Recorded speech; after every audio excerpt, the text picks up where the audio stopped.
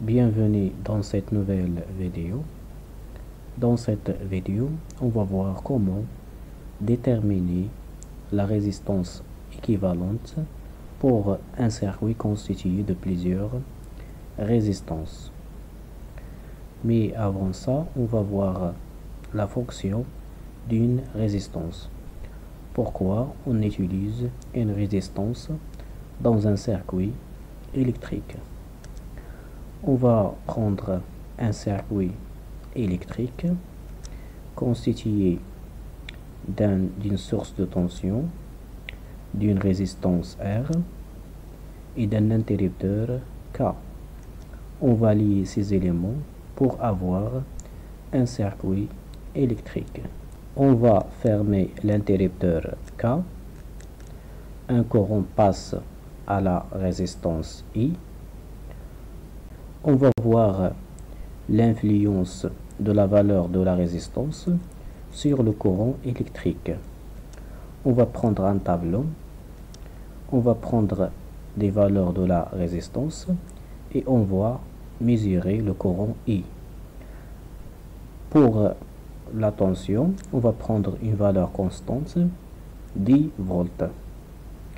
On va prendre des valeurs des résistances, 10 ohms, 100 ohms et 1000 ohms. On va calculer le courant I en utilisant la loi d'Ohm. I égale la tension divisée par la résistance. Donc la tension c'est 10 et la résistance c'est 10, donc est égal à 1. Pour la deuxième valeur de la résistance, 10 divisé par 100 c'est 0,1. Et pour la troisième valeur de la résistance, 10 divisé par 1000 c'est 0,01 ampères. À partir de ces résultats, on voit que le courant diminue plus que la résistance augmente. Donc, on conclut sur la fonction de la résistance.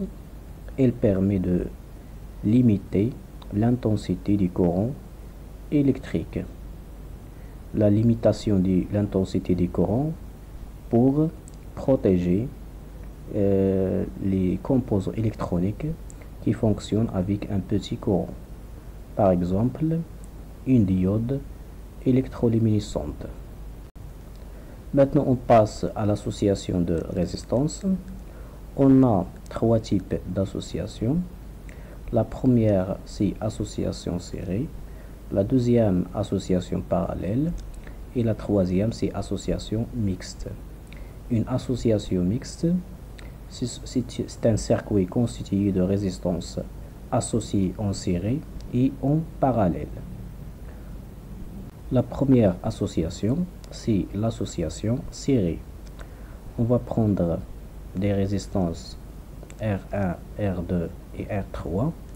On va lier ces résistances et on va alimenter ces résistances par une tension U. Ces résistances sont parcourues par un courant électrique. La caractéristique d'une association serrée, c'est le même courant électrique circule dans toutes les résistances. Maintenant, on va déterminer la résistance équivalente des trois résistances R1, R2 et R3. La tension au bord de la résistance R1, c'est U1. Au bord de R2, c'est U2. Et au bord de R3, c'est U3. On va utiliser la loi de Myle pour écrire U en fonction du U1, U2 et U3. D'après cette Myle, on a U est égal U1 plus U2 plus U3. La tension U1, c'est la résistance R1 fois I, la loi d'Ohm. U2, c'est R2 fois I. Et U3, c'est R3 fois I. Factorisé par le courant I, c'est R1, I fois R1 plus R2 plus R3. Tout ce circuit, il est constitué d'une source de tension avec une résistance équivalente. Donc, I est égal I fois la résistance équivalente. Donc la résistance équivalente, c'est la somme des trois résistances. Si on a des résistances en série, la résistance équivalente, c'est la somme des résistances qui sont associées en série. Dans cet exemple, on a 3. Maintenant, on passe à l'association parallèle. On va prendre ces trois résistances, R1, R2 et R3. On va les associer de cette façon-là. Et on va l'alimenter par une tension U. Un courant qui circule de la source vers les trois résistances. Il est divisé en trois tensions. Il est divisé en trois courants. Le courant I1, le courant I2 et le courant I3. Ce circuit il est équivalent à une source, à une résistance équivalente alimentée par la même tension électrique et parcourue par le courant I. C'est la somme des trois courants I1, I2 et I3. La caractéristique d'une association parallèle, les trois résistances subissent la même tension électrique I. Donc on va écrire la loi des nœuds. Le courant I égale la somme des trois courants I1, I2 et I3. Le courant I1, on va le remplacer par la tension divisée par la résistance équivalente selon le circuit à droite, le circuit réduit, donc I divisé par la résistance équivalente, égale I1 à quoi est égal? Selon la loi d'Ohm, c'est la tension divisée par la résistance R1, plus la tension U divisée par la résistance R2, et la tension divisée par la résistance R3. Je vais simplifier par la tension U. Donc je vais obtenir que la résistance équivalente 1 sur la résistance équivalente égale la somme de l'inverse des résistances. 1 sur R1 plus 1 sur R2 plus 1 sur R3.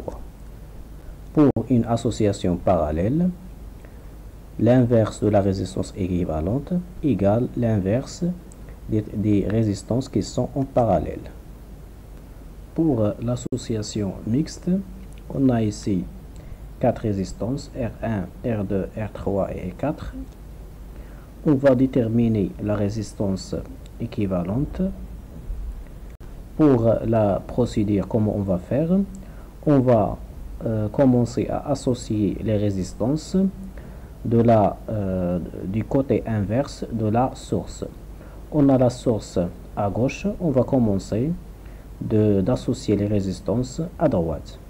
Premièrement, on va associer les résistances R3 et R4. R3 et R4 ce sont en série. On va les remplacer par une résistance équivalente. On va la nommer R3 4.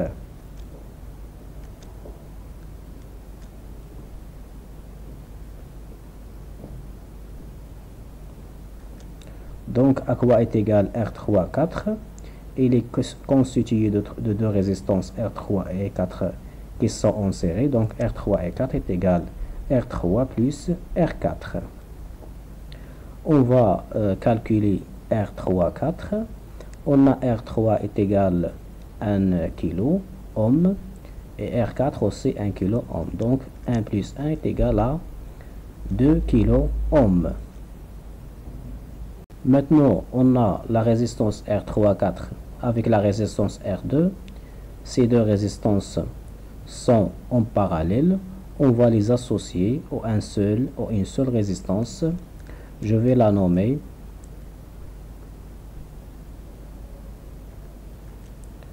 R2, 3, 4. Il est constitué de la résistance R2 en parallèle avec la résistance R3, 4. Les deux résistances sont en parallèle, donc la résistance équivalente 1 sur R2, 3, 4 égale 1 sur R2 plus 1 sur R3, 4. Je vais simplifier. 1 sur R2, 3, 4 égale la somme divisée par le produit. Donc je vais inverser. R2, 3, 4 est égal le produit des deux résistances divisé par la somme. Maintenant je vais remplacer par les valeurs. R2 est égal de 2 kg. R3, 4, on l'a calculé précédemment, est égal aussi 2 kg, divisé par la somme. Donc finalement, 4 divisé par 4, c'est 1 kilo ohm. Maintenant, on a deux résistances, il nous reste deux résistances, R1 en série avec R2, 3, 4. Donc la résistance équivalente, je vais remplacer les deux résistances par une résistance équivalente.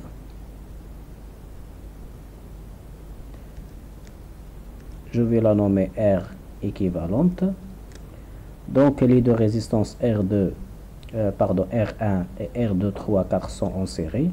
La résistance équivalente, c'est la somme des deux résistances. Donc R1 c'est 1 kilo ohm et R2, 3, 4 c'est aussi 1.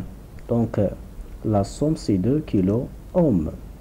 Donc la résistance équivalente des 4 résistances c'est 2 kilo ohm.